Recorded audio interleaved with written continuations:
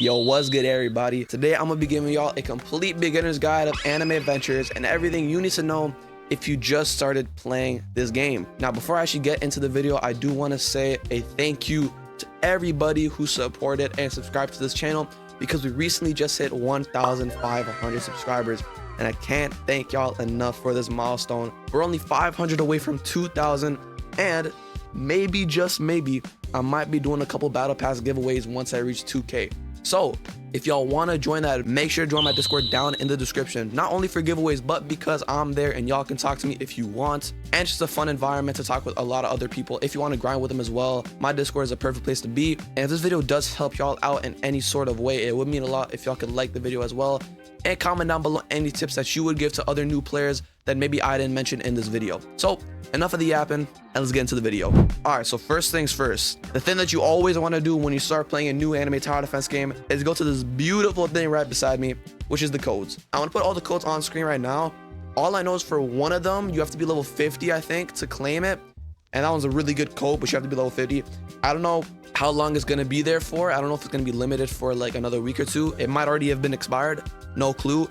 But most of the codes should be active. But yeah, once you put in the codes, you're going to want to go to summon. We're going to ignore the mythics for now, right? Because we don't care about mythics. Mythics are irrelevant when you just started playing the game. You're going to want to look at epics and legendaries. Rares are useless. Epics and rares. To be fair, there's only one epic that's actually useful, which is Speedwagon. He is the money unit. He is the epic money unit in this game. And that is Speedwagon right there. And then we also have a legendary money unit, which is Bulma, which is her right there. So you have two money units in this game, one epic and one legendary. So make sure that if you get Speedwagon, make sure you don't sell him, because he's going to be your primary farm. And then when we talk about legendary units that actually do damage in general, Erwin is a very good buff. He is also a support summoner. So he summons horses and he does damage to enemies, which is pretty good. I don't really know, if you get him, obviously use him, but he is mainly prioritized for a buff. He buffs physical units, like for example, my Guts is physical, my Cream is physical, my Siren's physical. Also, ignore the fact that I got a unique Siren. I literally was summoning, I literally like rolled 4 or 5 traits on her and I just got unique. I was trying to get range. I don't really know what my luck is right now. I don't know if I'm lucky, unlucky. I don't freaking know, bro. But we're gonna ignore that for now. But that's a physical buff unit. And then we also have Wendo, which is a magic buff unit. But then also I've heard that she is one of the, or not the best, legendary units in the game. I think she has the highest DPS for all legendary units. So if you get her, make sure to use her. Apparently she's really good. I haven't really tried her out yet. If you do get her, try her out. She might be very, very good. And I think she's also 6th placement too. That's even better. But just in general, if you get any new legendary unit, make sure to use them. But don't only prioritize using DPS. Make sure you have a money unit in there as well to just help you out with that situation, because before you know it, you're not gonna have enough money to upgrade your units, and then you're gonna be dying like that. So make sure you use your money units. I've seen a lot of people who just bring straight DPS, all legendaries, they think they're gonna win, and they get wiped. They clap, because you need money units. And yeah, on the banner from the epics to legendary side, that's about it. But if you also want to know what mythics to go for, again, very early to talk about mythics, but I'm gonna just give y'all some of my recommendations. And it's as plain as just having hybrid units, right? The number one unit that if you were gonna aim for a mythic would be Honey. She is very good. She has really high damage, very low SPA, and also Goku is very good. He's also a hill. He also transforms into Vegito. Again, that's very late game, but it's just, he's also really good to have. And then Usopp's also a very good boss killer and hybrid unit. As you can see, the pattern, hybrid, hill. You want to be able to hit flying enemies, because at the end of the day, hybrids are always going to be in the game. Maybe the first 5 story stages don't have hybrid units, but before you know it, hybrid units are going to be the reason that you lose matches, right? So that's why I'd recommend going for them. Then again, no matter what mythic you get, you're going to be set for most of the story mode. So that's just my recommendations, that if you were going to summon for a mythic, those are the units that I would recommend going for. Now, the next step obviously is story. Story is going to be the first ever game mode you play in this game. You're going to start off as Planet Namek. And if I were you, if you had a legendary, just keep skipping the story, right? Right now I've completed all of it, so it doesn't say it, but whenever you start on a new map, it'll say, would you like to skip the story? And that would automatically take you to Act 6, and you would skip Act 1 to 5, and you would go right to the end of Act 6. right? And you can do that with every single story map except the last one, Rain Village. If I were you, if you had a legendary, do this. If you had epics and rares, then I would slowly but surely do Act 1, then Act 2, and this and that. But then while you're doing that, you also get quests. You get story quests, which give you additional gems because it's your first completion from it. And including this, you also get first time completions from the story as well. So if you do Act 1, instead of getting 20, you would get 80 because 60 gem added because it's your first time completing the stage. So yeah, just keep grinding story, just keep summoning on the banner, just try to improve your team. And that's honestly most of the process for a lot of the time when you're starting out this game. You're mainly just gonna be doing story mode, then summoning, then story mode, then summoning. All right, now time to talk about the traits. Now, there are two types of trait rerolls to get. Regular reroll tokens right here, and then there's also star remnants like this. This is the limited star remnants, which you get from the winter event, but there's also regular star remnants that you would get from challenge, from summoning, and then also from the daily challenge as well. Another way you would get reroll tokens is also from the battle pass. As you can see, you can get 1 reroll token from the regular battle pass and then 4 from the premium, and then you could also get some from completing the winter event quest and just update quests. I think this changes every time a new update drops. Basically just evolving the new units. This is the beginner's guide, so I wouldn't expect y'all to be doing this. There's 53 days left until this actually expires. So if you get to this point where you actually have the banner units, the event banner units, or just the event units itself, then go for these guys. You get 9, 18 rows from here. I think I've already completed 2 of them where you have to evolve 1 of them, which I think gave 3. So there's a bunch of rules you could get from that if you complete those as well. But that's about it for the obtainment methods. But then who should you reroll on? Now, if you're early on to the game and you only have legendaries and epics and all that, please don't reroll, because trust me, you're gonna regret it in the long run once you actually get meta units that are gonna actually need rerolls to be spent on. Rerolls are very tricky to get in this game because it may seem like a lot, but before you know it, you're gonna have like 30 rerolls, and that's basically all you're gonna have for a long time. It's very good that they actually added a new method on how to get these every single day. With the daily challenge, you would get 10 to 50 star remnants. Now, if you didn't know, with mythic units, 5 star remnants is 1 reroll. So 10 star remnants is only 2 spins, and 50 is 10 spins, which again is pretty good on anime adventures standards. Before, you would get, I would say, close to nothing. I've heard, again, I never played anime adventures like before it got shut down, but right now that's a very good obtain method right there. You get that every day. It is a hard challenge. I really wouldn't recommend doing that as a beginner, but once you've started leveling up and started evolving mythics and just started getting better, then I would recommend doing that with more people. It's a very good way to get star remnants. But again, don't spend your rerolls because you're gonna regret it once you get better and more meta units. So that's about it for the trait rerolls. Now, a question you might be asking, okay, I'm deep into the story. I got a couple of legendaries, but I'm stuck on the stage. I was stuck on the Bleach map because I didn't have a hill unit. This is what you do. You go to Infinity Mansion.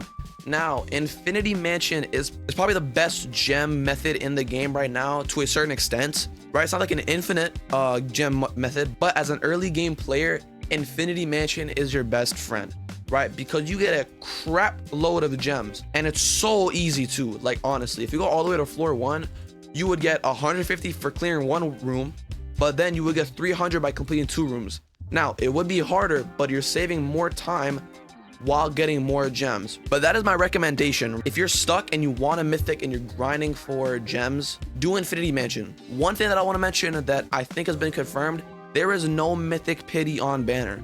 So you're gonna have to just pray to the lords that you get a mythic. And if you're mobile, this is where most people are gonna hate me for, but you're gonna have to macro. If you're doing Infinity Mansion, you got to a point where you can't even do that at that point. You can't do story. You either gotta just keep repeating story mode manually, get carried through story, or you gotta AFK. That's just how it is, unfortunately. Like, they have to add a mythic pity. This is the exact reason why I think they should add a mythic pity. Now, one thing that I didn't mention about some legendaries is that there are some legendary air units that you could get. One being Itachi that I got. He is a very good hill unit. He can get you through some acts. He can only take you so long because legendaries and mythics, the difference between their power is crazy. So what I did, if you're gonna go off of my personal experience, I had Jiraiya, and he as a mythic, as a new player, was crazy, right? But then I slowly realized how garbage he was because he had a very slow SPA, went from a line to a pretty medium-sized circle, only being ground. I had Itachi. I used Itachi for most of the stories, and I was mainly prioritizing him. I literally just placed my Jiraiya's, didn't upgrade them, and I prioritized my Itachis. So in this game, another thing that I want to say, you have to actually like try.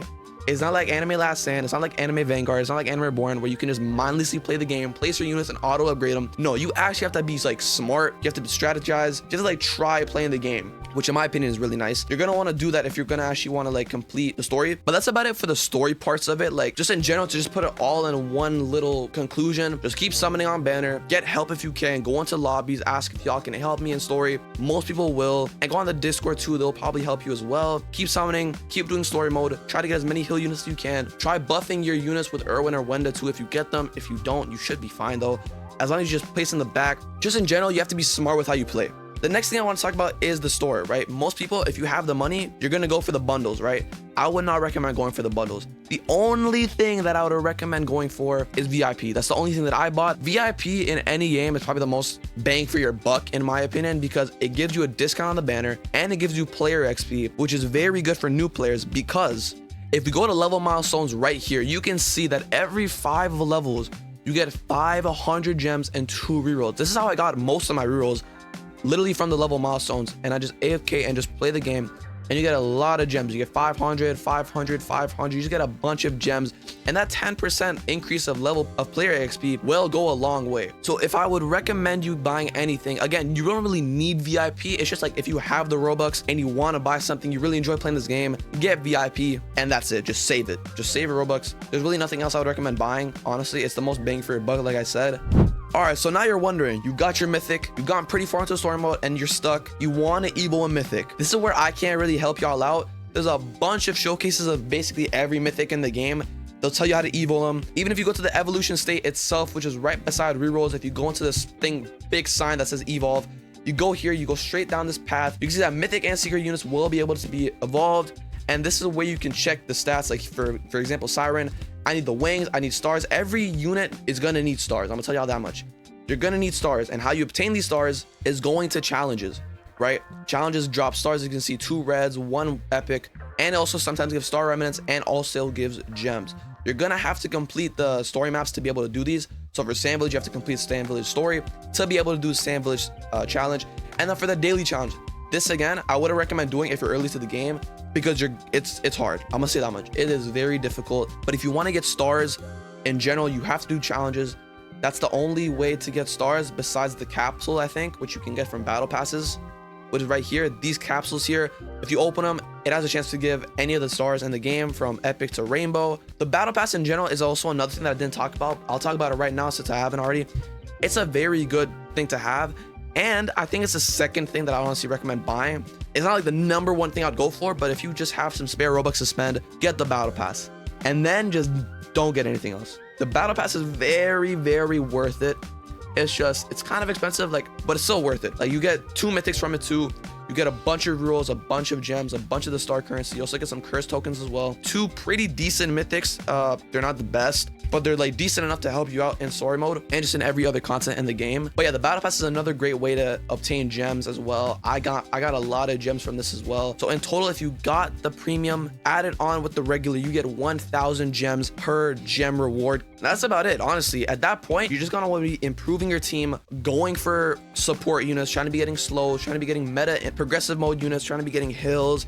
And like I already gave my recommendations, go for Honey, go for Goku, go for Usopp, and try to evo those guys. Honestly, they're gonna help you out a lot. Like again, if you get any of those 3 units that I said, you can most likely complete all of the story mode. Maybe not all the story mode. You, honestly, with a decent trade, with a decent team, you could honestly do it. You just have to be smart, place in the back, farm well, supports, and you should be good. So yeah, that's honestly about it for the beginner guide. I kind of went to the mid game as well because in my opinion, the beginner side of things in this game is very boring, even though it is a lot because it's just a bunch of repetitive story mode summoning. It is boring, but it is very important to do all those stuff before you actually get into like the end game and the mid game stuff, like evoing units, like obtaining mythic units and stuff like that. So that's honestly about it for my beginner guide for everybody who started playing Anime Adventures. I hope y'all did enjoy the video and I hope this helps y'all out if you have just started playing this game. So that's about it. Like and subscribe if you haven't done so already, and I'm gonna see y'all in the next one. Peace.